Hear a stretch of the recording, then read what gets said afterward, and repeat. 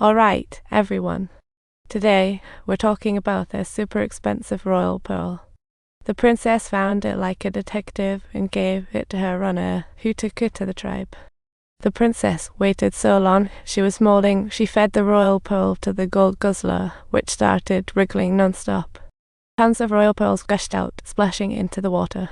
Energy spread like fireworks across the planet, and the princess enjoyed a perfect weekend.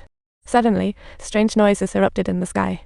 The princess was baffled. What followed was like a blockbuster. Her royal kin were causing chaos. Boom! Crash sounds filled the sky. The king stood dumbfounded. A giant warship wreck then fell. He quickly ordered retreat. What an emergency tropical storm. The princess, terrified, nearly flew as she sprinted from the castle, thinking, "Hurry, save my planet." She yearned to see her dad again. The ignored gold guzzler trembled, frozen by her gaze. Reaching the castle center, she found it deserted. She shouted for her dad, but only distant roaring answered, a classic empty city ploy. Subtitles: the king and his tribe resembled desperate movie characters as the super warship bore down on a distant island. The ground shook. The king hurriedly hid his tribe in the wreckage for safety, a family gathering. Everyone hurried to shut the door, but the handle malfunctioned at the worst moment. Then the princess came running, personal disaster in action. The queen shouted for her daughter, and the princess begged her dad to open the door. Seeing his helpless look made her heart sink like a lead balloon. All she could do was wave goodbye to her dad.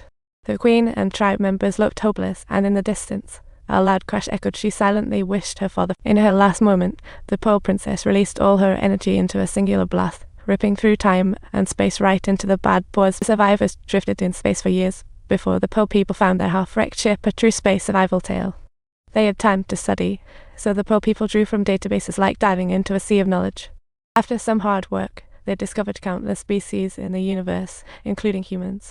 It was humanity's battles that destroyed their home, a real sad lesson. Time didn't let them forget their losses, but it helped them ease their grudges. Before long, they got fished out of the galaxy.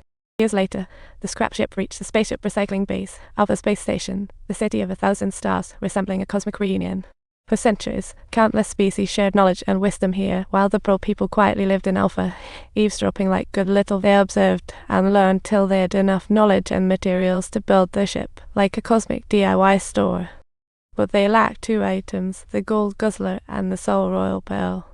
Black market news gave them a clue, like a mini detective show. The great market in the land of freedom had over 1 million shops, where various species shopped. It was like a cosmic wholesale market. Without special helmets and gloves, one couldn't see a thing. So, the pearl people called in the black market pro, the infamous Bear Chubby, who was quite the expert. After losing his crew, Bear Chubby finally got the gold guzzler. The pearl people were too naive, thinking they could trade royal pearls for it. Bear Chubby showed them what black eats black really meant, and just then, a federal agent swooped in like a surprise savior. This agent was none other than the guardian of the pearl princess soul. Oik's partner placed the box on the table, threatening Bear Chubby to stuff the gold guzzler inside. After his partner left, Oik slowly took the royal pearl. As he left, a nearby hound pounced. A crazy moment. Not far away, his partner Gwaji sensed something was off and reported it to HQ. However, this agent went down in less than 5 seconds. Org was now in hot water too. The magnetic steel ball's weight immobilized Org. He found he sat on a manhole cover. Take the elevator moment. He struggled to raise his right hand, almost taking a dive down 18 floors. It felt like taking a subway ride straight down. After the fall stopped, Org struggled to get up, wobbling around to find the dimensional glasses. It was a cosmic makeup moment. "Oh, come on over and give this a try. It's incredibly joyful," the triumphant Org boasted to himself. "What a truly delightful moment this is." Org mischievously smeared gas-collecting paste on Little Chubby's face, drawing Big Chubby, a true comedy king. At that moment, Big Chubby could only escape awkwardly, race into the elevator like a gold medalist in the escape show. Org finally pulled his hand free, but now the big guy unleashed his pet hound, challenging Org to a life-or-death showdown. As the two were fleeing, those outside the city were commanding the city's defense troops to open fire, with the hound closely pursuing. It had transformed into a total chaotic firefight. The hound was incredibly tough. Machine gun fire had no effect. Luckily, Orc's ship arrived on time, and the Hound charged into the cabin wildly. In a critical moment, they pulled off a stylish leap and safely returned to the ship, but the Hound clung onto them like a bouncy ball. The ship accelerated in panic, slinging the Hound off the road, and Gwaji finally spotted the gold guzzler and the ship.